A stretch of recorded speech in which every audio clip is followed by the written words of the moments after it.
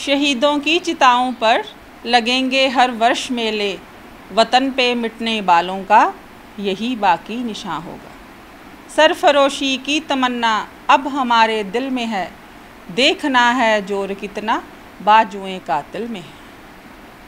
स्वतंत्रता दिवस के उपलक्ष्य पर सभी को शुभकामनाएं। देखिए, मेरी ज़िंदगी का तो यही ध्येय है कि हम दूसरों के अच्छे गुणों की तरफ देखें और उनसे प्रेरित हों और अपने अंदर के अवगुणों को गुणों में तब्दील करें। एक अच्छे भारतीय, सच चरित्र भारतीय नागरिक बने। मैं विवेकानंद जी की फॉलोअर रही हूँ और अभी भी हूँ। उनका ये कथन था, उनका ये कहना था कि उनकी बेशक वो शारीरिक रूप से हमारे साथ नहीं हैं, लेकिन आत्मा तो अमर रहती है। तो उनके कथनानुसार कि अगर 100 भारतीय 100% अपने आप को बदलाव परिवर्तित करके एक अच्छे नागरिक बने, कि अगर हम 100 भारतीय भी सुधर जाएं तो देश में क्रांति आ सकती है। तो देखिए, उनको गए कितने वर्ष हो गए, हमने तो देखे ही नहीं ना, आने वाली पीढ़ियाँ भी नहीं देखेंगी, लेकिन उनकी जो वाणी है, उनकी जो आत्मा है, मैंने पहले ही बोला, वो अमर है। तो अभी तक भारतीय क्रांति नहीं आई ना। तो क्यों नहीं आई कि हम लोग जो हैं अपने में हम दूसरों की तरफ देखते हैं कि उसने ये नहीं किया, उसका ये नहीं हुआ, या वो ऐसा है ना, लेकिन हम अपने आप को नहीं देखते। अगर हम अपने आप को सुधार लें, है ना, तो सारी ज़िंदगी हमारी सुधर सकती है, सब सुधर सकते हैं। तो मेरी ज़िंदगी का भी यही ध्येय है, जैसे मैं अपना विद्यालय चला रही हूँ, 21 वर्ष हो गए, कि हमें पहले खुद सुधरना चाहिए, बनो और बनाओ। मैं अपने बच्चों को भी यही शिक्षा देती हूँ कि अगर आप सुधरेंगे तो परिवार सुधरेगा, परिवार सुधरेगा तो देश सुधरेगा। तो देश किससे बनता है? हम लोगों से ही। अब जिन वीर योद्धाओं की कुर्बानियों से हम यहाँ पे आज अपने स्वतंत्र भारतवर्ष में बैठे हैं, वो भी हम जैसे ही थे, लेकिन उनमें क्या गुण थे कि वो देश प्रेमी थे, उनमें सच चरित्र था, दुनियावी नहीं थे, और अपने देश की खातिर उनके लिए कुछ भी करने का जज्बा था। तो हम आज की अगर देखिए भौतिकवादी युग में, हम अपने बुज़ुर्गों का सबसे पहले तो करें। हम अपने परिवार की सेवा नहीं अगर कर सकते तो हम देश की क्या करेंगे? आजकल देखिए, जब अब बुज़ुर्ग, मैं रोज़ आर्टिकल्स पढ़ती हूँ कि बुज़ुर्ग जो हैं वो ओल्ड एज होम में रहते हैं, उनके लिए जिन्होंने अपना सर्वस्व अपने बच्चों की खातिर कुर्बान किया, जब वो अशक्त हो जाते हैं तो हमें उनकी सेवा करनी चाहिए। यही एक श्रद्धांजलि है देशभक्ति की, और इस पावन अवसर पर हम यही एक ज़िंदगी का उद्देश्य बनाएं कि हमने कम से कम एक बुज़ुर्ग की सेवा करनी है और अपने आप को सुधारना है।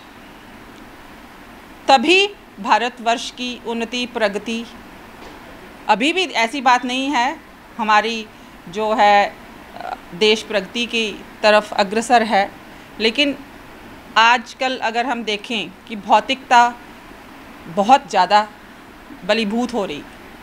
भौतिक देखिए, भौतिकवादी होना, देखो कोई बहुत ज़्यादा भौतिकता की तरफ अग्रसर होना, excess of everything is bad, ठीक है। तो अगर हम अपने जो है शरीर और अपनी ज़रूरतें, जो कि हमें भौतिकता की तरफ जो हमें अग्रसर उत्सुक करती हैं, है ना, हम उस भौतिकता को छोड़कर और अपने शरीर और मन, जैसे कहते हैं ना कि मन ही हमारा वश में होना चाहिए सबसे पहले, मन और अपने शरीर से ऊपर उठें तो आत्मा है, आत्मा से ऊपर उठें तो परमात्मा है। तो इसी तरफ हम अग्रसर हों, क्योंकि ज़िंदगी अकेले आए हैं, अकेले ही जाना है। यही एक, ये तो एक कहते हैं ना, एक मंच है जिस पे हम अपनी प्रस्तुतिकरण करते हैं अपना और चले जाते हैं। तो इस चीज़ को याद रखना चाहिए कि हमारा जो शरीर है वो अमर नहीं है, हमारे जो कर्म हैं वो ही अमर हैं।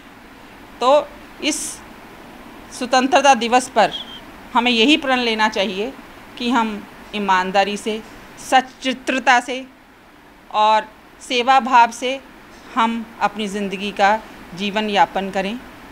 हाँ, अपनी बेसिक जो ज़रूरतें हैं वो हमारी ज़रूर पूरी होनी चाहिए। उसके लिए हमें अपने आप को जो है सेल्फ़ सफिशिएंट करना है, उसके लिए हमें मेहनत करनी चाहिए।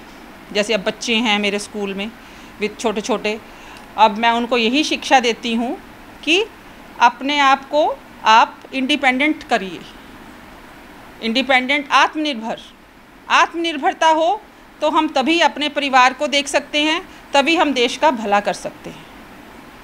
तो इसलिए बच्चों से ही देखिए, बच्चे ही कल के नागरिक हैं।